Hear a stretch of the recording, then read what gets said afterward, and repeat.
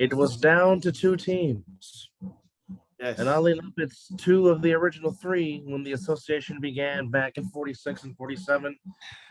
As you can see, we're both being homers tonight. And I'm, double dipping, going off with the playoff. Iggy! Playoff Iggy.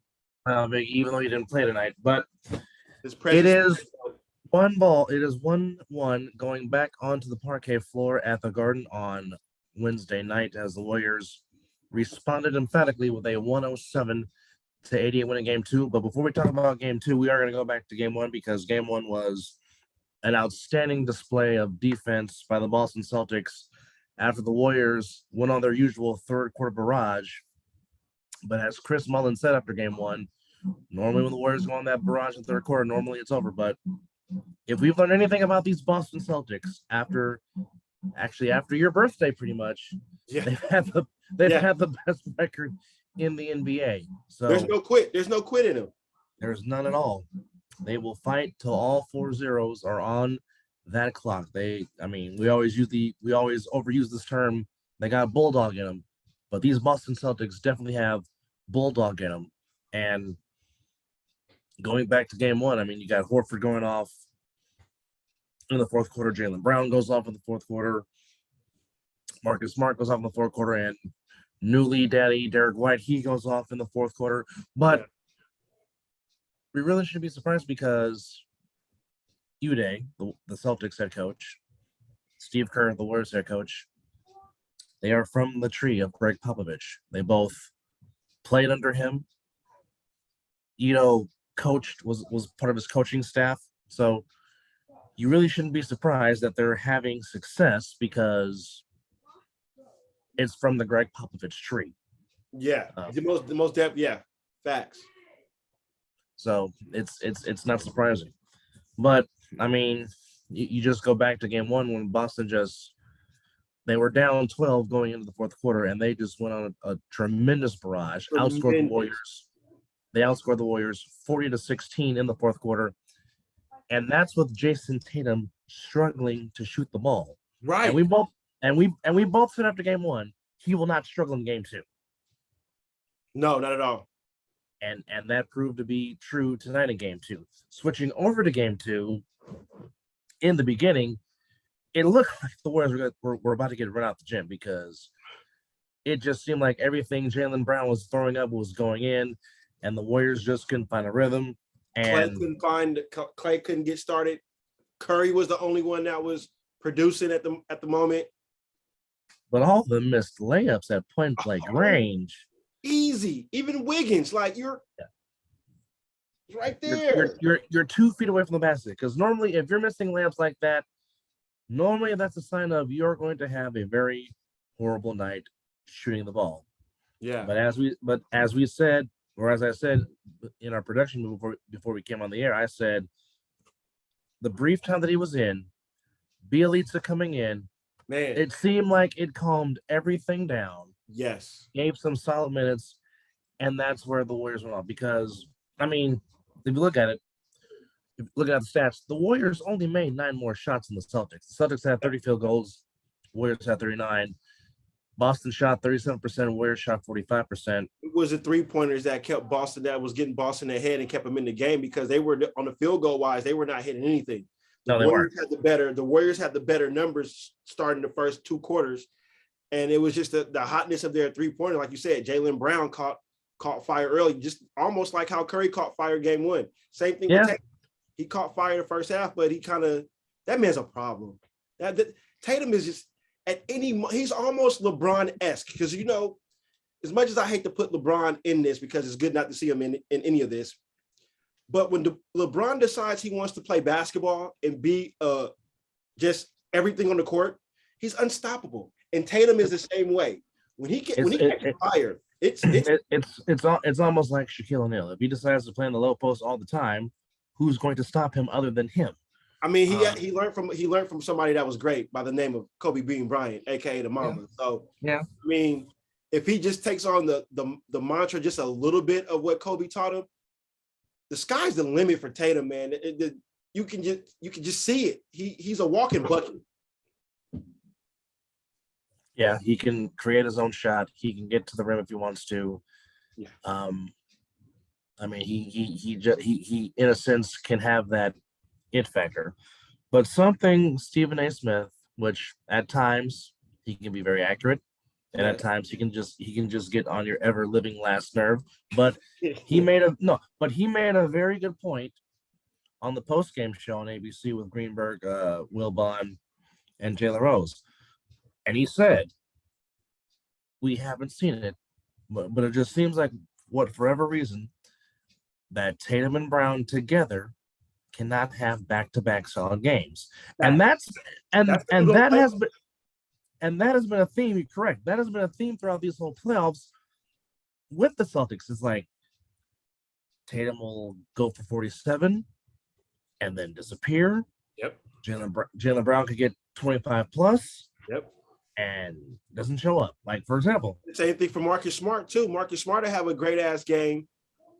But, not even say that because that's Marcus Smart's MO is he's mainly defense.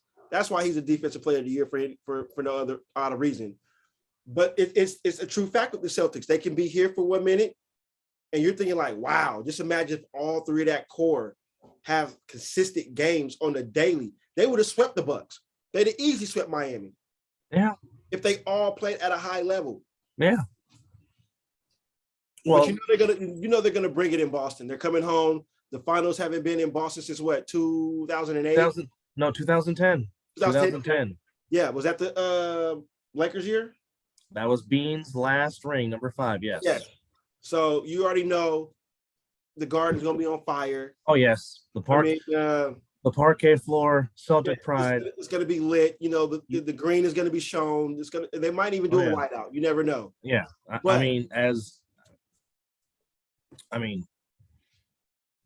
we know East Coast fans are passionate. Well, I'm part East Coast. I'm a little bit a part of that with that Philly connection. That Philly connect, yeah. I know about that fandom. Yeah. But I'm just telling you, it's a different breed when the TD Garden is. Granted, it will never replicate the original Boston Garden. It never will. No, hell no. But when the Celtics are in the NBA Finals, it's spectacular. It is an atmosphere unlike no other. It's like Madison Square Garden. Yes. When the Knicks in the playoffs. Yes. Or in this case, not to jump sports, but the passion in MSG right now with this Rangers in the Eastern Conference Finals. Oh my! And they have the defending back-to-back Stanley Cup champions, the Lightning, on the ropes with a 2-1 lead in that conference finals. But those first 2 games at the Mecca, was absolutely freaking amazing. Spectacular. And so yes, we know that Boston is going to bring the passion on the parquet floor on Wednesday night, and that's something the Warriors have to look out for. And of course, as we know, role players play better at home. Yep. So they feed off that energy. I go back to 2008 when former Golden Bear Leon Poe had the game of his life in Game 2 against the Lakers. He got it. He damn near went for 30, but he didn't have many moments in the sun of the NBA. But Game 2 of the NBA Finals in 2008, Leon Poe had the absolute game of his life. Watch the YouTube film of his performance in Game 2. That just goes to show you what I mean when I say role players normally do better at home. So I won't be surprised if Williams has a good game for Boston, if White goes off for Boston, or maybe even Pritchard who can shoot it. He might go off in Game 3. So the Warriors I'm more concerned about with Williams and Draymond go at it. I think Williams is more baited to try to get Draymond in trouble. That's there. But us fans know, us being Warrior fans, we know what the crowd brings to the game and what it does for the certain players. And absolutely, I'll piggyback off what you just said about the role players because they don't get that much time. So when they get in there, i.e. Jordan Poole, he's a role player. When he comes in, the crowd when he goes off and does certain things, the crowd, when they're spectacular, the crowd goes crazy. And one thing I want to say about Jordan Poole, he does too much sometimes. I wish he could just slow it down. He dribbles too much. That in and out move he does and everything, it's just slow it down. Let the game come to you. And then when I hit you with that text in the fourth quarter, what I say, he's playing a little more controlled right now. The game was coming to him. We all know, us being former athletes, we all know emotion is a huge part of the game. It is. There's no denying that. There's no trying to say that it's not. It is. But there's times where you have to draw on it, and also you have to hold back on it sometimes because, not the game stays the same. Yeah, but it's all more mental than anything else. But I will say the tremendous ovation that Gary Payton II got when he checked into the game. Well deserved. Definitely gave them some solid minutes. But as we always said, when the Warriors don't turn the ball over, the only team that can beat them is them. And I mean, the reason why the Warriors were still in the game in the first half, despite the fact that Boston was making all these shots, was the Warriors team defense turned it up and forced a lot of turnovers. Boston finished the night with 18 turnovers to the Warriors 12. So, I mean, if you just want to go off the turnover margin alone, the Warriors were +6 and was +6 in that. Yeah. Because they had, minus 6. They had 6 less turnovers than the Boston Celtics did because they were even in 3-point shots because they each shot 40% from the 3-point range. Boston had 1 more total rebound. Warriors had 25 assists of their 39 field goals made. Even though Boston was very good at protecting the rim, they had 7 block shots. They made the same amount of threes at 15. Boston won because they hit 21. Yeah. Which was very un-Warrior-like, giving up 21 made 3-pointers. But can we say, though, the unsung hero struck again? Kevon Looney. Oh, perfect from the floor. What did I tell you? When they called that timeout and you saw Kevon Looney walking to the bench, I was like, that's a well-deserved break he's about to get. That man was grabbing rebounds. He was guarding he was everywhere. He was even guarding at the top of the key. What center guards at the top of the key like that? I love his hustle, man. He filled up the stat sheet. In 21 minutes, he had 12 points, 7 rebounds, 2 assists, 3 steals, and just for good measure, 1 block shot. That is filling up the stat sheet. But like I said, Bielitsa in his 11 minutes was huge. Scored 6, had a steal, grabbed 5 rebounds. Like I said, gave a spark to the Warriors. I mean, we obviously defense wins championships, but here's just something to think about. Boston scored 30 in the first quarter. They trailed by 1 after 1. Yeah. Rest of the game, Boston scored 20 in the second, 14 in the third, 24 in the fourth. Now, granted, defense. The game was over by the end of the fourth quarter, so obviously, the Celtics would outscore the Warriors. But I mean, you talk about defense. Warriors put the clamps on them defensively in the second and third quarter, which led them to just 24 and 14 points respectively. Curry led the way with 29. There were 4 Warriors in double figures. Curry had 29. Looney had 12. He was the second highest scorer. Clay and Wiggins each had 11.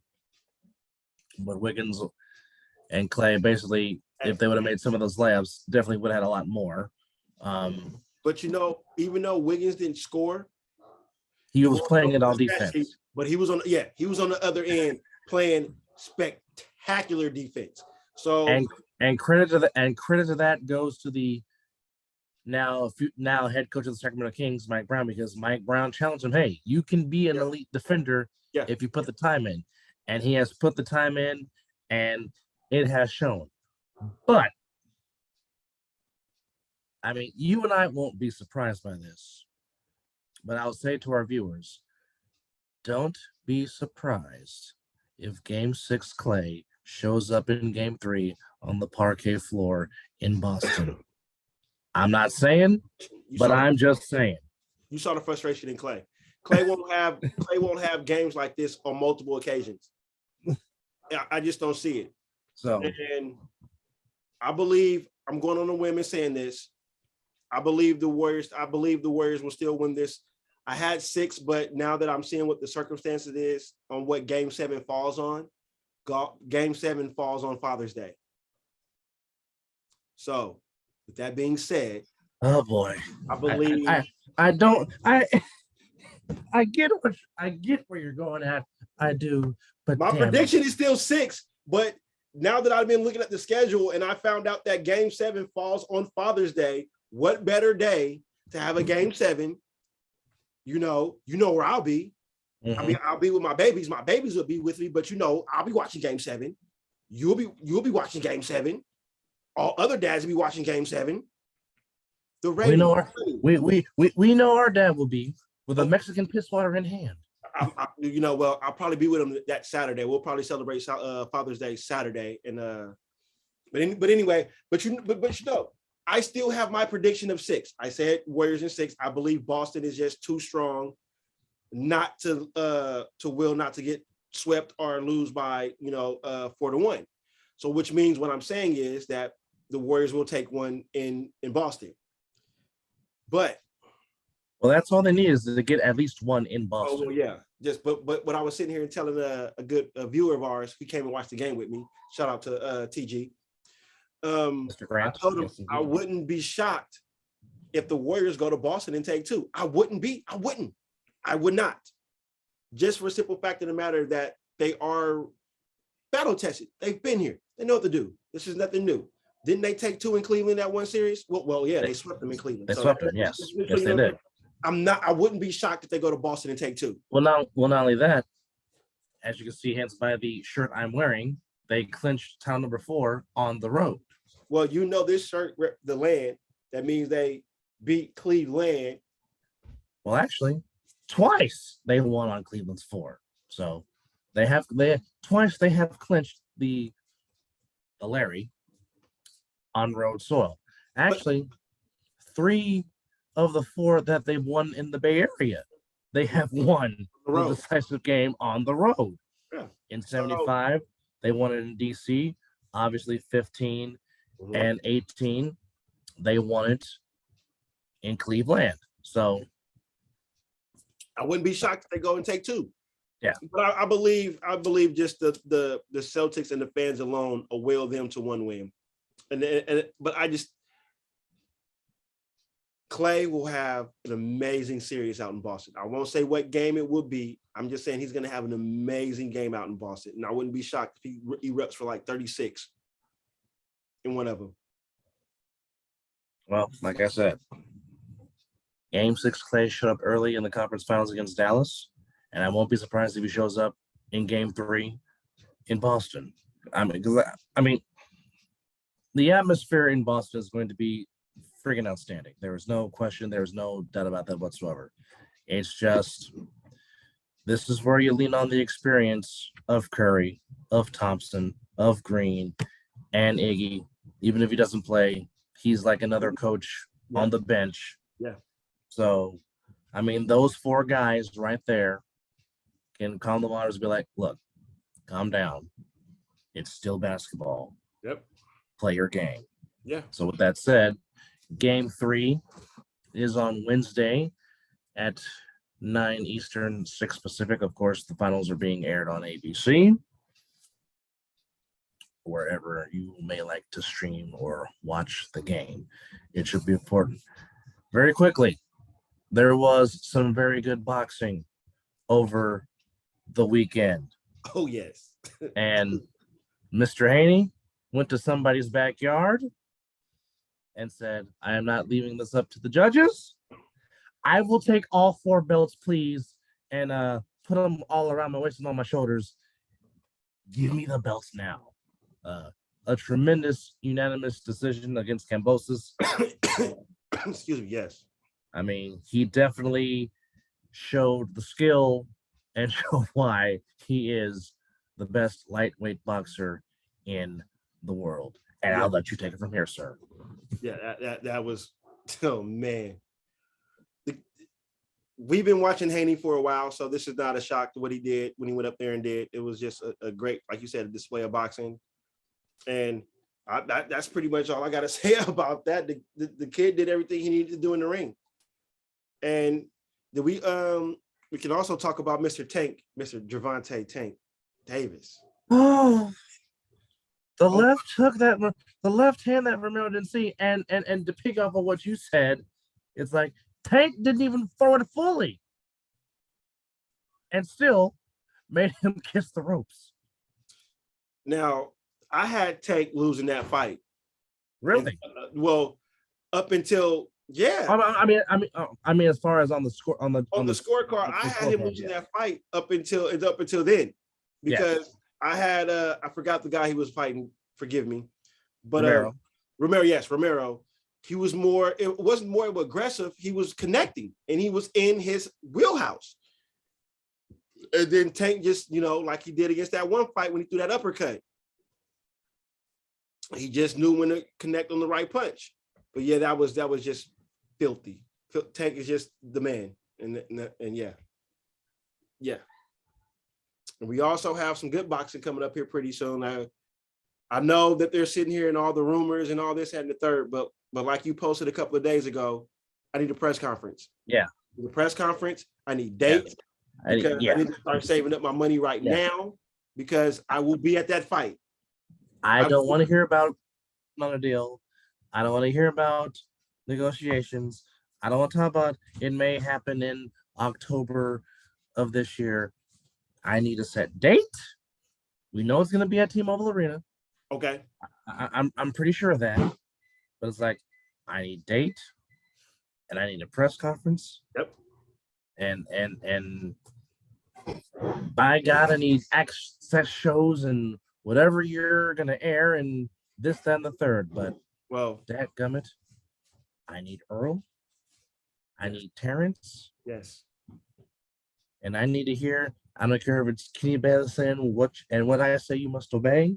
Yes. Or dang it, you can give me a video of Mills Lane saying let's get it on. Yes. Yes. Yes. Yes. I don't care. Well, I'm just gonna say this: where you're sitting right now while we're recording this show, when they announce it, I'm reserving my spot right there. we're going to that fight, bro. They're not gonna know. They haven't shut up yet. They said it was delivered.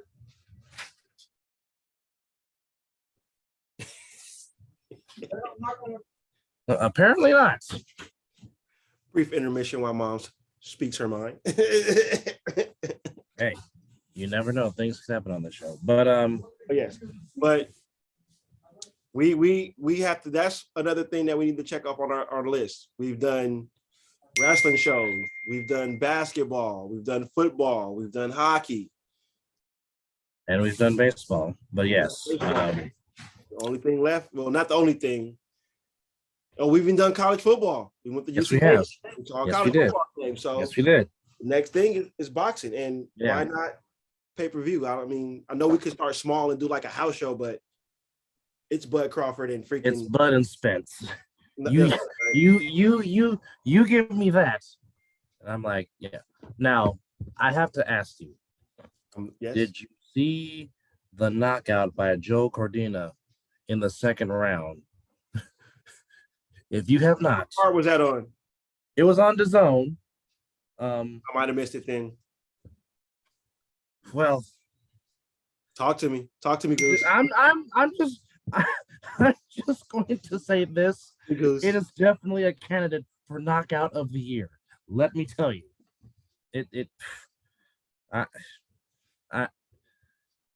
mean, that knockout and Tank's knockout of Romero is definitely two candidates for knockout of the year. Are we doing that? That's where we're going.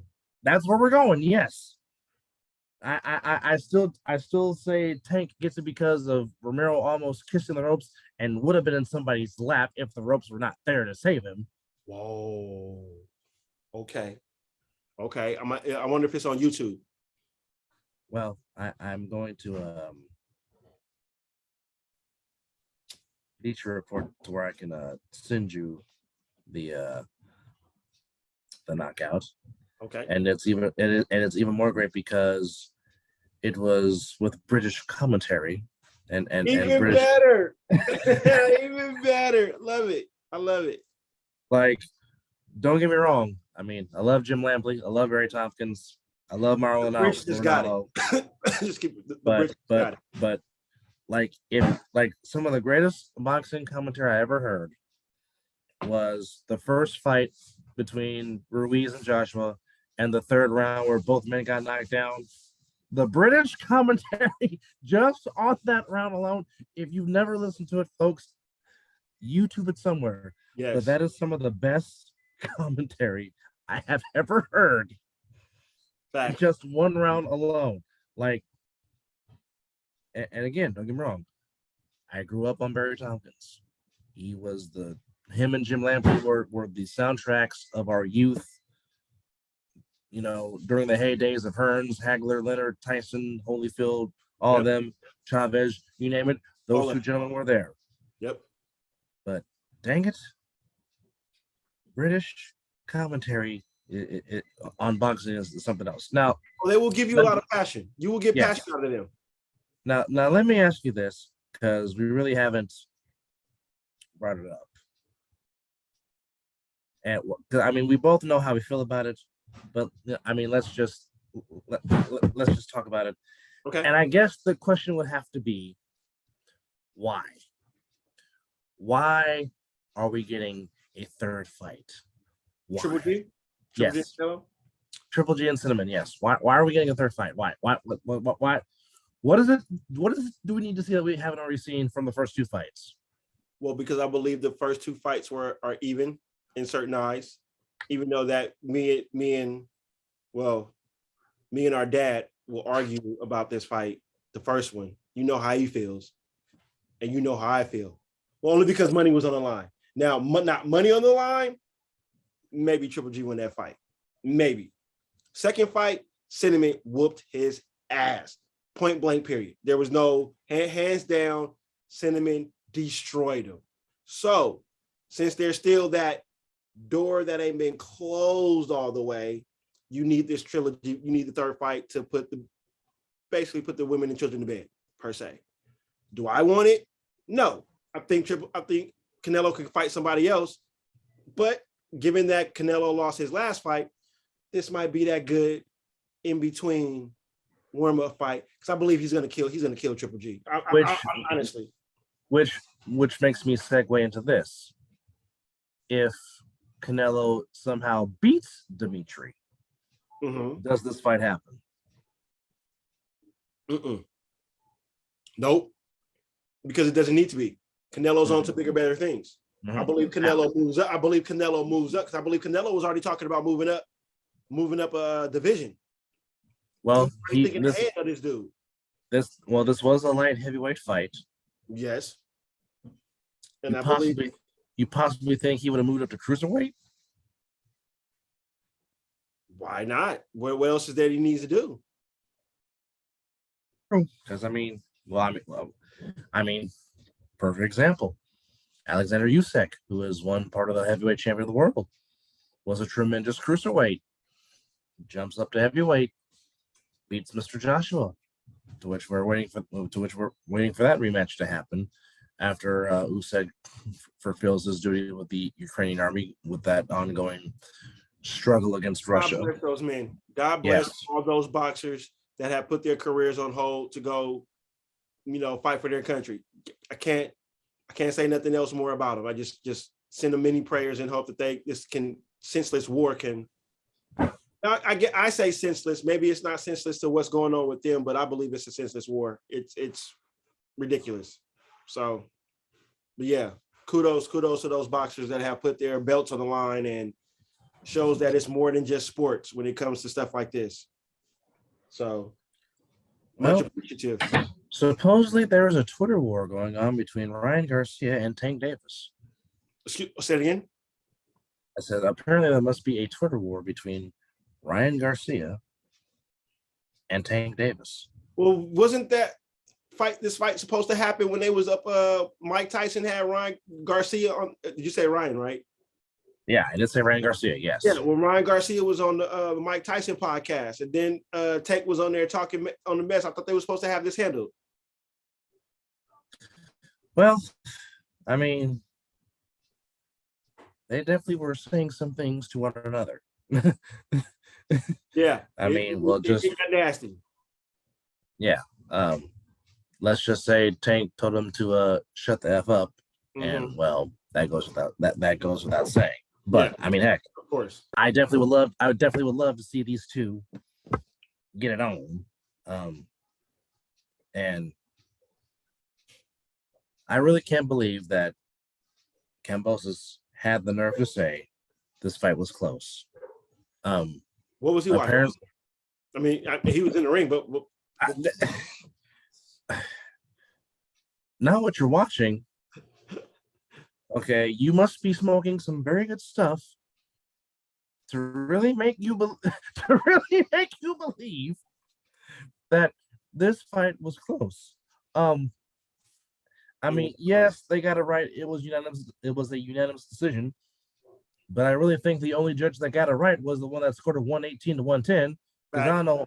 Because I'm like, where do you get 116 to 112 from? Like, what are you watching? Are you watching the same we were watching? But also, if you're Kambosos, you're fighting in your own home country, and you're having issues making weight. That's not a good look. Definitely not a good look. Not a good look at all. Now, were you able to get the link to the knockout?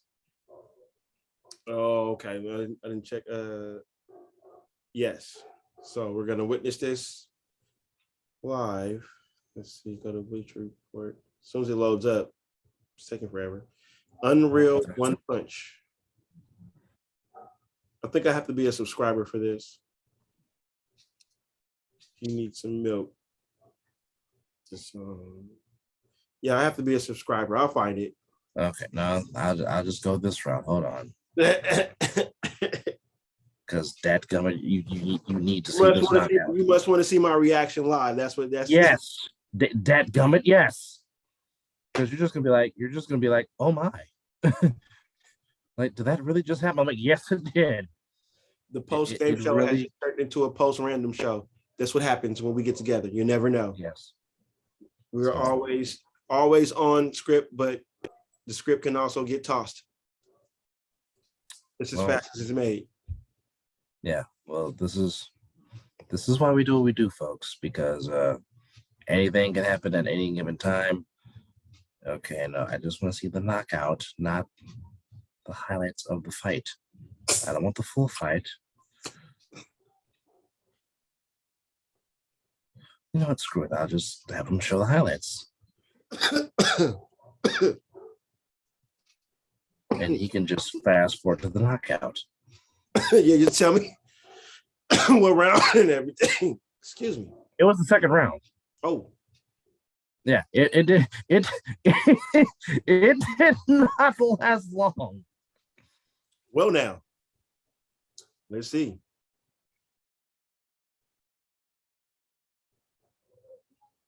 Come on, get it together.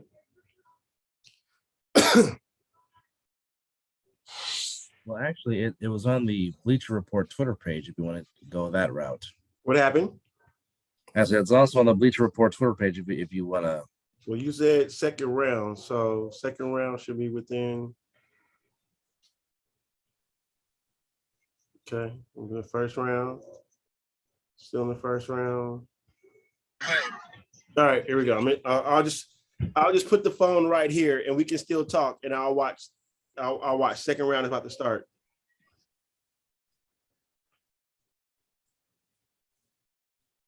I got rid of I had to make a sacrifice on certain things. The zone had to go. It happens sometimes. It looks like Eddie Hearn wants to cry if you watch the video. Sometimes I really don't know what to think of Eddie Hearn. Stop. No, because I just, I guess and this is just my thoughts. I really think the reason why Deontay Wilder and Anthony Joshua did not happen is because of Eddie Hearn. That's just my 2 cents. I could be wrong, but those are just my 2 cents of why that fight did not happen. But also, the company that Bud just left, because who Bud just leave? he left Top Rank. He left Bob Arum. Okay, Bob Arum. Yeah, okay. Yes. Same reason why Oscar left Bob Arum. And who did Floyd left? Floyd left Heyman, right? No.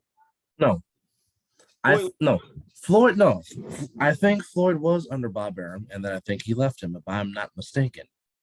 You're right. That's who he left because he wasn't getting the certain fights that he needed. And Floyd was like, "I can do better by myself than what you're doing." Floyd banked better on himself, and well, Floyd just wakes up with just money just falling out somewhere. the man just counts it everywhere and just doesn't care. Yeah. But like I said, as long as Leonard Ellerby is still his business partner. Oh! And there's the reaction, ladies and gentlemen. There it is on live TV. Or should I say live video? Yeah. Oh! Go to sleep, son. Yes. Yes, indeed.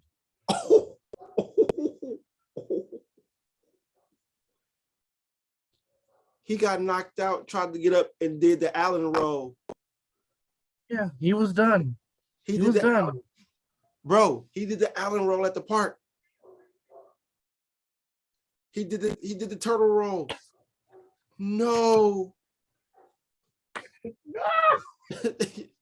What? You had to go there, really? Oh, you went there. That's what I just witnessed. Yeah, I know they're gonna put. Look, he is sitting Indian style in the middle of the ring. Yeah. Ow. Ouch. I don't even think he saw it. No. Well, it's just like Romero not seeing that left from Tank Davis. And speaking of some more boxing, Stephen Fulton Jr. put on a tremendous performance and just dominated his performance. Yes. In his last fight, he definitely brought the pain. Oh, there's more. Oh, the right. Are they showing the button? I'm watching the replay.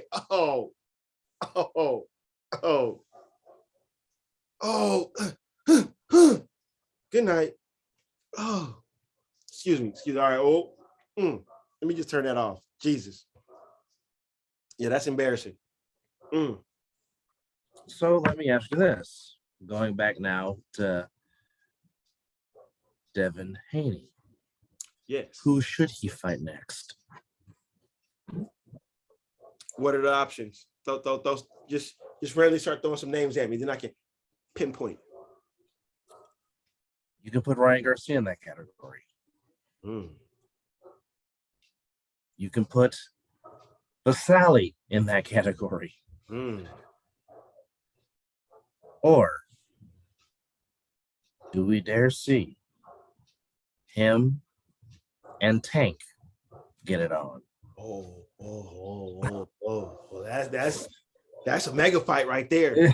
Yeah, if you give me Devin Haney, all those names are valuable and great opponents and would bring a good challenge. But if we talking Tank and him, that's gonna be some pay-per-view buy rates. That's for dang sure. I'll buy it. I'll buy it. Well, and remember, Tank is gonna bet on himself now. Now that he is was this his last? This was his last fight with Floyd, right? This was his last fight under Floyd's banner, correct? This is top like Floyd left. I mean, but can he promote himself like Floyd? Will he get the crowd to come under his own name? You know,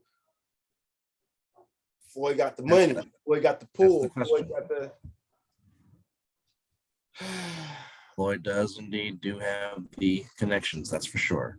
That is for dang sure. That's the ultimate thing is who are you setting yourself up with business wise to make sure that the cash flow is still coming in? Because like I said, as long as Floyd still has Mr. Ellery, Floyd's not going to go broke and not miss out on money. And what did Floyd say that MGM stand for? Mayweather gets money. Mayweather gets money. MGM. I mean, when 50 made the song talking about I get money, I get it. That song was really meant for Floyd. I 100% believe that. 100% believe that. So let's tackle back into these finals, brother. Let's get back into what the main focus of what we were here. How do you see Game 3 going? Let's before we wander off too far out the box. How I see Game 3 going, you have to believe unequivocally. You just have to believe that Jaylen Brown, even though he had 17 points tonight, it was like a very pedestrian 17. Especially because, like I said, he got off to a hot start in the first quarter and then just tell y'all, you have to believe Brown's going to get better and have a tremendous game. You know Marcus Smart is going to come and have a tremendous game. To me, I think the key is the old man, Al Horford. I think he's the ultimate key in Game 3. If he comes out and has a performance like he did in Game 1, Boston might as well can just start having all the Samuel Adams they want to and go to Cheers and have a party. I think it all keys down to Al Horford. He's the elder statesman of the group. Like I said, he has a lot of playoff experience, but this is his first time in the finals. And I know Boston is rallying around him because, I mean, he's been a tremendous player, even a better gentleman off the court. Yeah. He's done it the right way. And to quote Larry Brown, he's played the right way. He really has. Was part of those two back-to-back national title teams in Florida when Florida went back-to-back. I mean, him and Joakim Noah, in the paint, all those great Florida teams that won the title. Tremendous. I think he's the last link to those two teams that are still playing in the association. So, I mean, of course, the human side of me would be happy if Al Horford wins the ring. But, of course, the Warrior fan of me is like, no, I want my team to win. But I think also at the same time, this is where the Warriors have to lean on their experience and be like, okay, we're going into a hostile environment. We know the fans are going to be lit. We know the fans are going to be crazy. We know they're going to call you everything in the book with their Massachusetts Boston accent and trying to make you feel wicked awesome. You just got to expect that. You got to throw your R's out there. You got to throw your R's. Yeah. Worcester. But I have to say, the thing, I think the biggie is Draymond Green, you got to keep your head in the game because the fans are going to try to rile you up, but more importantly, the players are going to try to rile you up to get you to get out of your composure and make yourself get a T. Because I promise you, if this was a regular season game between those two, and the altercation he had with Jaylen Brown, he's getting ejected. Facts. No questions asked. No doubt in my mind. Draymond Green is in the showers. That's that. Yep. But because it's the finals, and you're supposed to have a more veteran, savvy group of referees, quote unquote, lenient play of basketball, they let it slide because even Steve Jabby said, the replay official during game, he said, I don't see anything that is barring or needing of an ejection from the game. So I think Game 3 is going to come down to which bench shows up.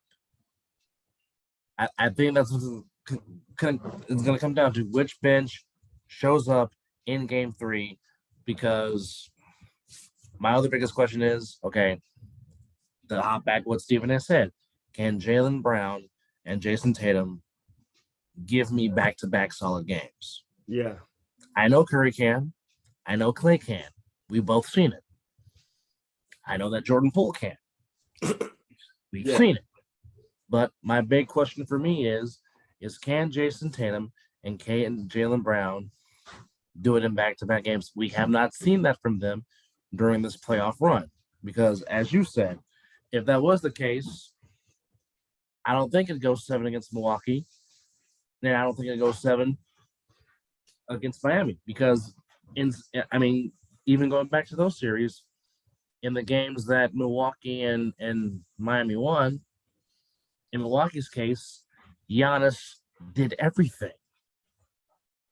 And in the same we're expecting against Miami, Jimmy Butler did everything. Everything.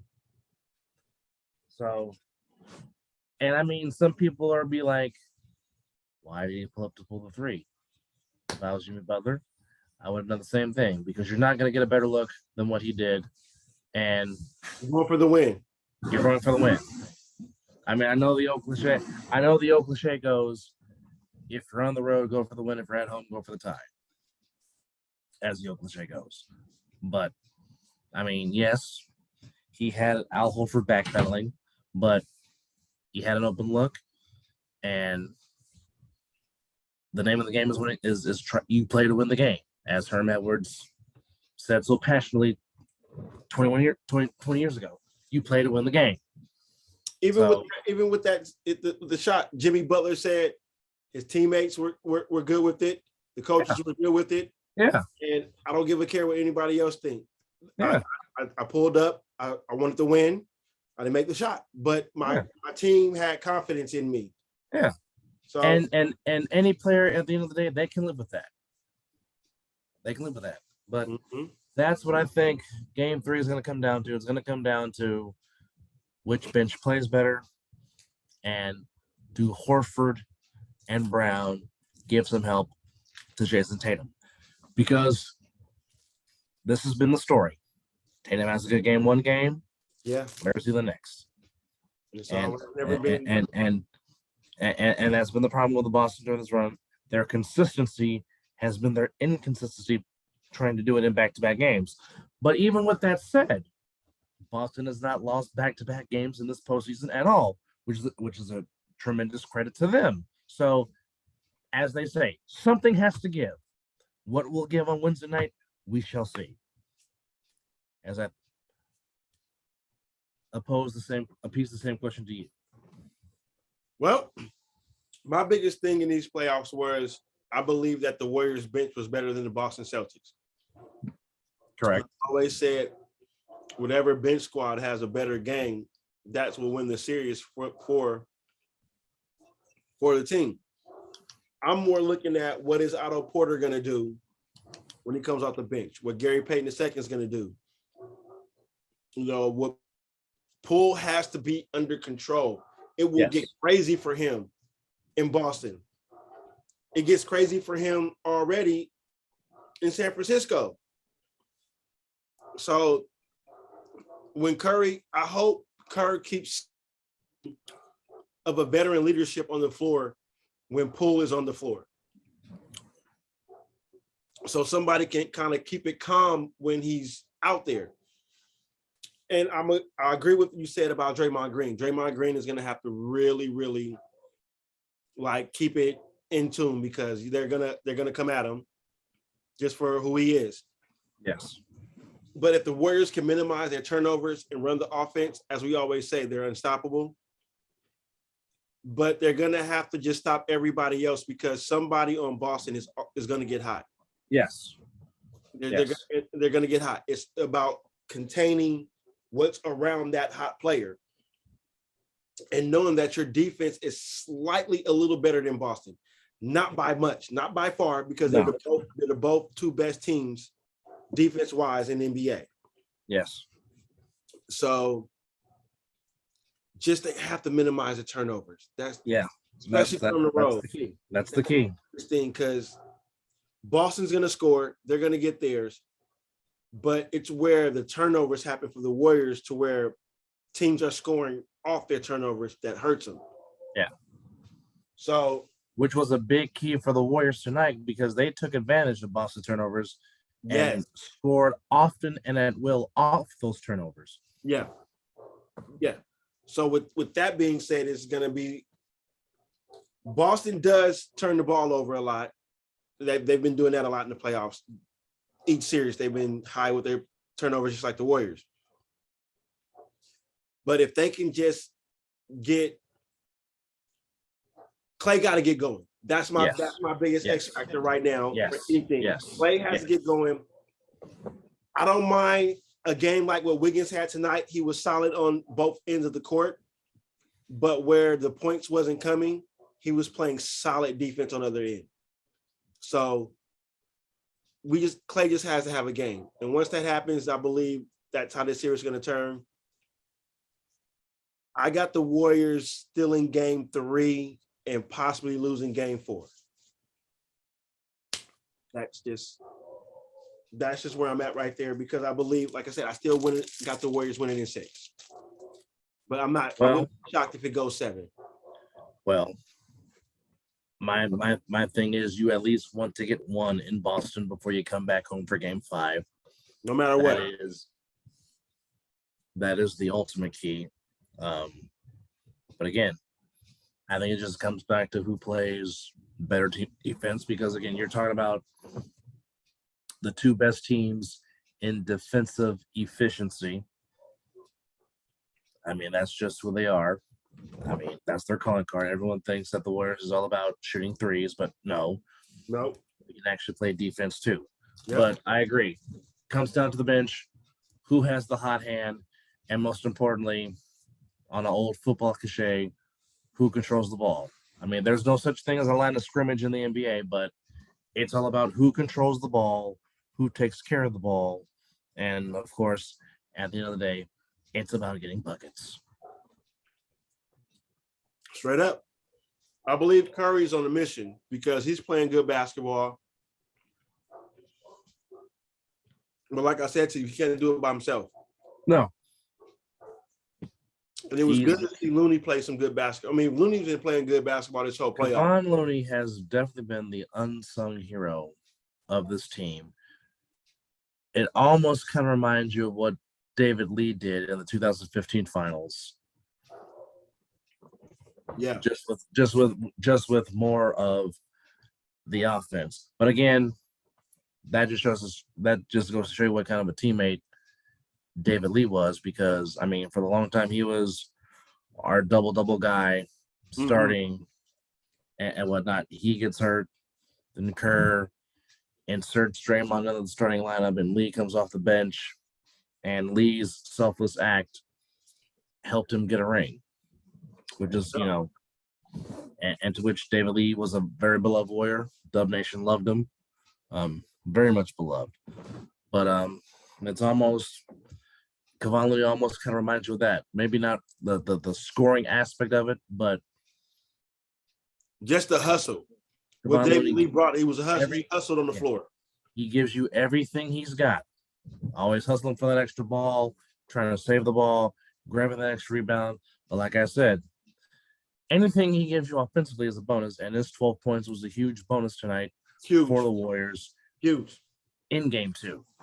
Huge. But we are looking forward to seeing game number 3 in Boston this upcoming Wednesday, with the series being even at 1 game apiece. Yep. Now, real quickly, eventually we were going to touch on the subject because it's a very touchy subject, but very briefly, we want to first and again just continuously send our prayers and thoughts to those families in Uvalde, Texas, because what happened a week and a half ago was just senseless, stupid. And kudos to Steve Kerr, who always speaks out on something like this. I was passionate, man. If you guys haven't seen what Steve Kerr said about what happened in Texas. And then to top that off, what Greg Popovich said recently, talking about what the hell you guys gonna do. Again, I am all for protecting your family and the right to bear arms. I'm for that because protecting your family is the ultimate. I won't argue that. Yeah. But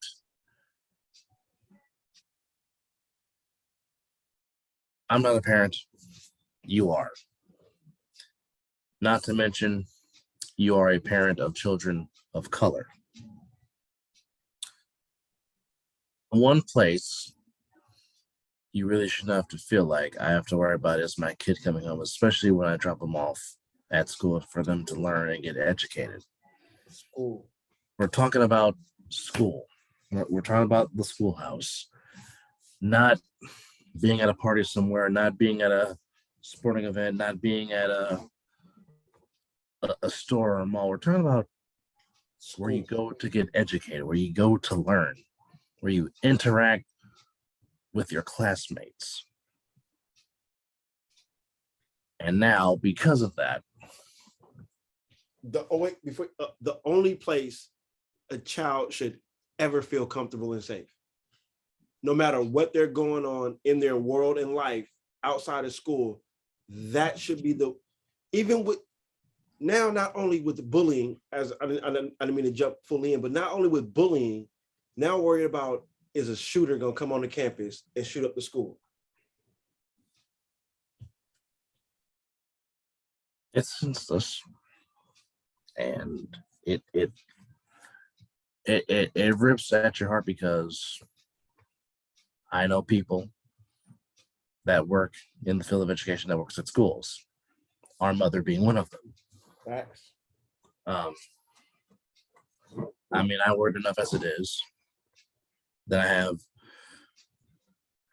a friend of mine who's near and dear to me, despite of that situation. That's another story for another day, but she's a teacher, and I was concerned about her and her students, and I, said, hey,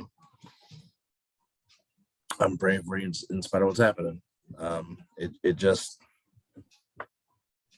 It sucks, and it makes no sense, and something needs to happen. I don't care what kind of agenda you have. I can give two damns. But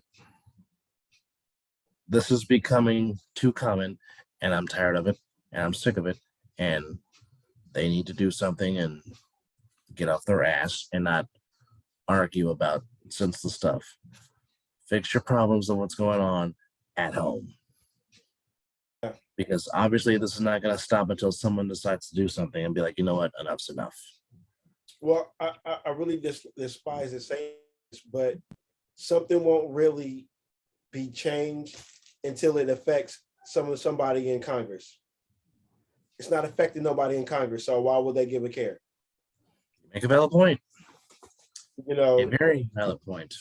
So, but the thing that angers me the most, nobody should ever die of that caliber.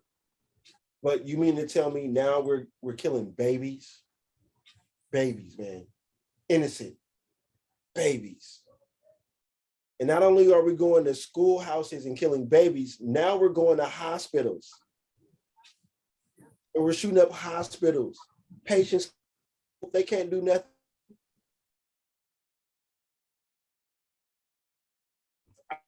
I don't understand it. I just can continue to pray for this world. And since we're talking about it, let's now talk about those children. Let's talk about those children that now need countless therapy. Let's talk about that little girl who was smart enough to put blood over her face in her body and pretend to be and played dead. Now let's talk about the therapy that she has to go through for the rest of her life. I cannot imagine that. I can't imagine what they're thinking or what they're going through or what the parents are going through, knowing that they're for what it was a middle school, so no older than No, they were all fourth graders. It was a fourth grade class. 10 years old. The 10 most. years old. Maybe 11. Come on now.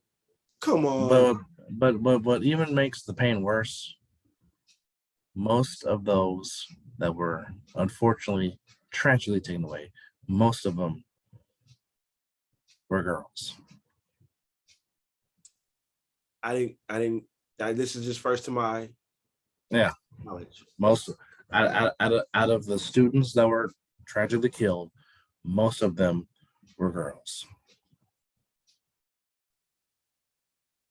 Well, not hearing that is not shocked because he did take his grandmother out first. So that's But still,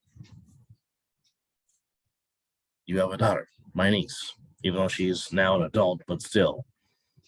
Well, she works at a school. Yeah. So Yeah. I mean, I have nieces that are in high school. One of them's about to graduate this year. Of course, my oldest nephew is about to start high school. The other one is still in elementary, going to be pretty soon going close to middle school. Now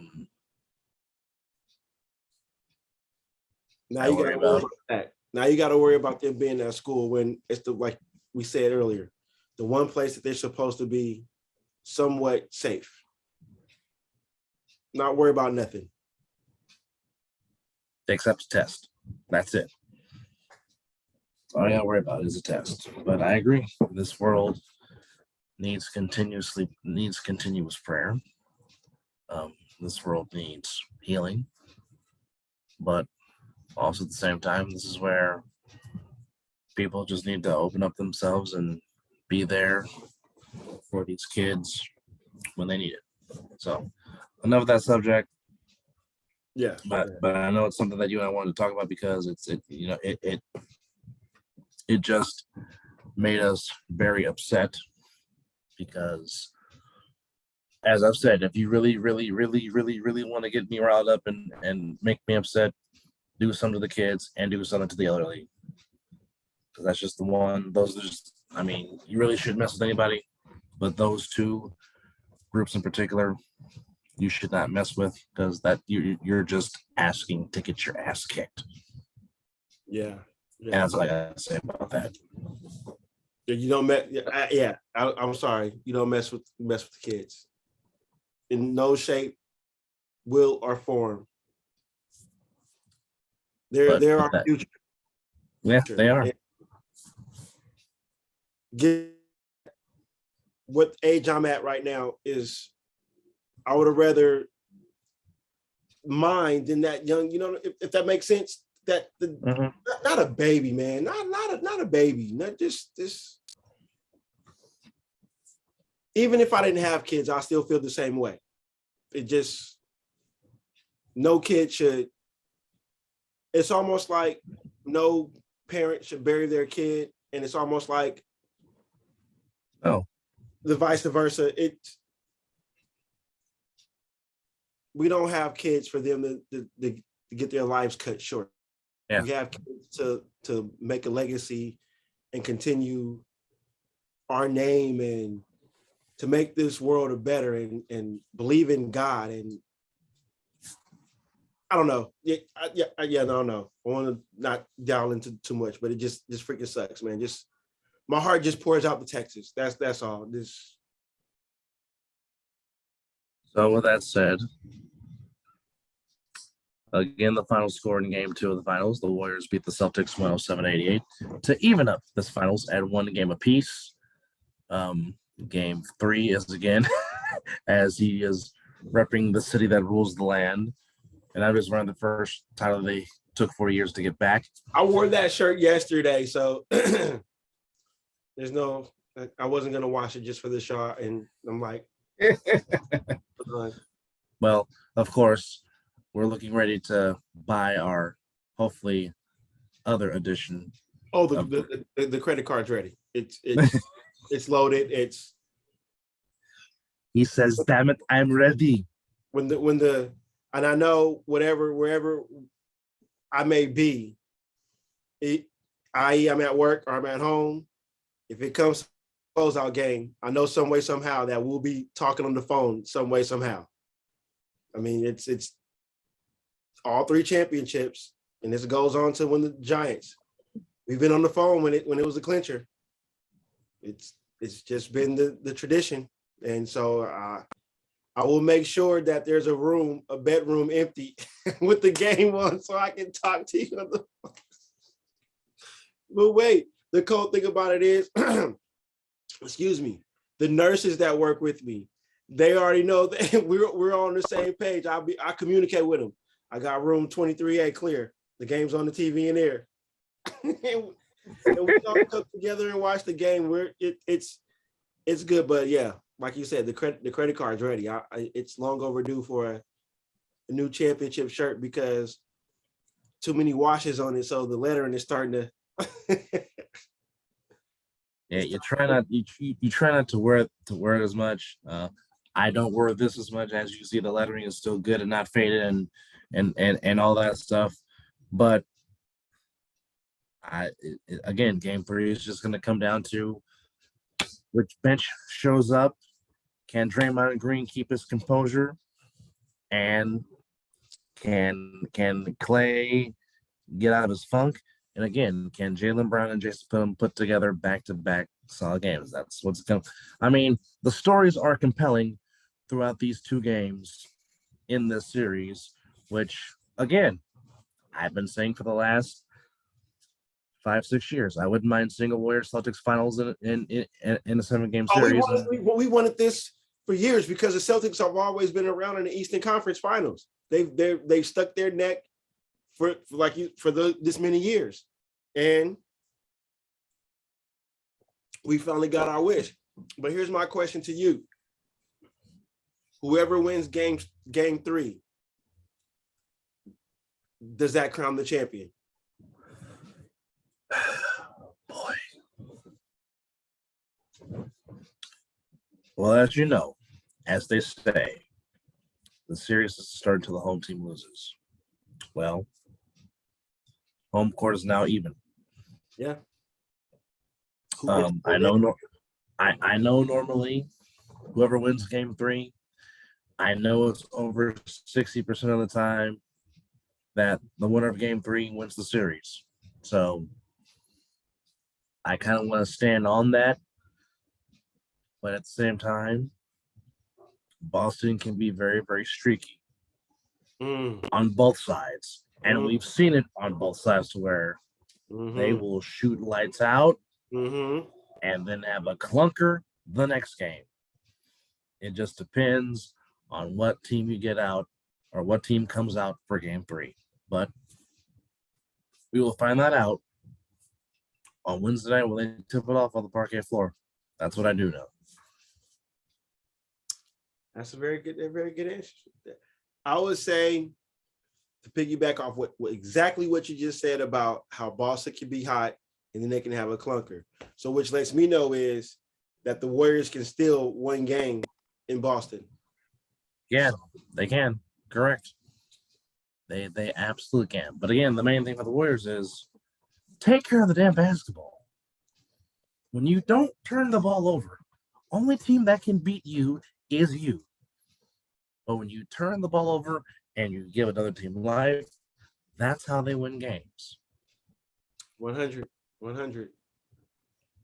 Well, even though we dwindled off into this was supposed to be strictly the post game of the Dubs taking the W, but as with me and my brother do, we venture off in there. But thank you for riding this wave with us. We ventured off into. We didn't even talk about football. How about that? We did not speak a lick of football. Well, considering that training camp will be here sooner than we think. We will have plenty of time to talk about the NFL. That's for doggone sure. Oh yeah. Right now, it's just rookie mini caps and rookie OTAs. But again, spring training starts next month, so we are definitely indeed getting closer to another fun edition of the National Football League and college, for that matter. Oh, and before we really sign off, I just had the thought, in the late end of September, beginning of October, I will be traveling to the wonderful place of Hawaii. Yes, the Aloha State, if you will. We should do a show while I'm out there. It's a must. Oh, heck, you could be live out on location from the beach. Look here, the something will be in the background that's beautiful. Okay, it ain't gonna be just these dusty curtains you see every time we shoot a show, or I'm out there in the front room. No. It'll be some kind of tree, something. I don't care if it's a person walking behind the back of us, but no. But on a serious note, I would love to do one while we're out there. It will be football will be played, so we would have to discuss football because, like I said, I'm leaving at the end of September, so they should be in about week 3 or 4 by when I go out there, leading into the first week of October. So yeah, see, this is almost like an ESPN production. We're future planning ahead for shows. Nice. But yeah, what a great performance by Steph Curry tonight. I was a little nervous with Tatum because, once he catch that hot hand, it's like, oh boy, just sit back and watch the show because that young man can burn that net. Yes, he can. And speaking of, as we segue to close, damn it, how about the shot from, as you would say, from San Mateo? And it was nothing but the bottom of the net. I kid you not. And if TG gonna watch this episode and he comments on this, I said when he launched it, I said buckets. I said it's going in, and right in. Needless to say, I think that was the shot that broke the camel's back for the Celtics, and I just think the white flag was waved right there by Boston. Oh well, he waved the white flag in the fourth quarter. There was no starters. I'm like, we've seen the Celtics come back from the deficit of this caliber. Yeah. So, and again, another shout out to TG. He said he was resting the players for Boston. I wasn't thinking that because it's like, well, if you have the opportunity to go back home 2-0, why would you not take advantage of that? But I guess the crowd, I see what the coach was doing. The crowd was into it. It was the momentum was strictly for Golden State. And I think there was anything that could be done. I mean, Tatum was hot though. I think it was still too early. I think he should have gave his starters a better opportunity to play a little bit more. But this is why me and you are sitting here doing an impromptu show, and he's coaching the team in the finals. So, well, I mean,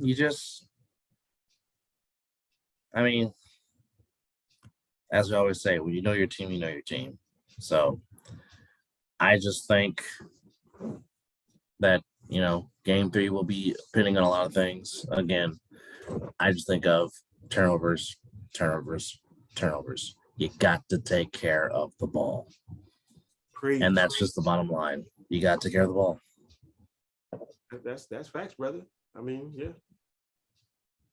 But with that said, this has been another edition of the Mizzle and Dub Show. And ran out of drink, but damn it. It's 5 o'clock somewhere, dadgummit. You dang right. And that's all I know. As we do, we're probably gonna do a post show after we end this. But yeah, I'll be grabbing another one too. But man, it's always a pleasure doing a show with you, brother. Oh, always indubitably, by far. And again, click on our YouTube page. Please subscribe. If you have any comments or ideas you want us to do for a show, please let us know. You're the reason why we're doing this show, to be entertaining for you guys, give you some laughter, give you some passion, and of course, just two guys from California, although I live in a different state, but two guys from California that love talking about sports. Yeah, this is just what we do. So again, you have a subject you want us to tackle, or something that's on your mind you want us to just to talk about it. Feel free. Let us know in the comments. And That's all also, we ask. if you put Zoom, or if you have Zoom, not put Zoom, excuse me. If you have Zoom, we will start getting guests. We'll start accepting guests on the show. We've got the program now that we can extend our time and what we can do. So we will start pulling guests, but we will strictly have to continue to talk about sports. Sports. Not veer off. We would love to have guests. And so, yeah, we're here for you. So with that said, he's Mizzle. I'm Dub. It's 5 o'clock somewhere. You dang right. It's not over yet. It's not over yet. But we thank you for watching this edition of the Mizzle and Dub Show. And good night, everybody. And go Dubs. Damn right. Good night, Canada. Good night.